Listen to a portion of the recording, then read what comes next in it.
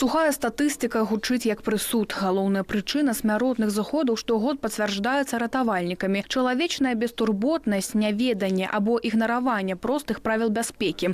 Каб перапыніць трывожную тэндэнцыю, у рэгіёне па 2 лістапада праводзіцца традыцыйная рэспубліканская акцыя «За бяспеку разам». Да МНС падключаюцца праваахоўнікі, медыкі, сацыяльныя службы. Агульная мэта – дайсці да кожнага. Акцэнт робіцца на самых уразлівых катэгорыях грамадзян – адзінокіх, пажылых людзях, інвалідах, сем'ях, у якіх дзеці знаходзяцца ў сацыяльна небяспечным палажэнні. Спецыялісты не толькі правяраюць супрацьпажарны стан жылля, але і праводзяць тлумачальныя гутаркі. Любы жадаючы можа звярнуцца ў органы МНС для бясплатнай праверкі пажарнай бяспекі ў сваім доме. Ратавальнікі даюць дакладныя рэкамендацыі. Правяраць ацяпляльныя прыборы і электраправодку, ніколі не пакідаць дзяцей без нагляду і пераканацца ў спраўнасці аўтаномнага пажарнага апавяшчальніка. Гэты, здавалася бы, маленькі прыбор не раз доказывал свое умение ратовать жыцці.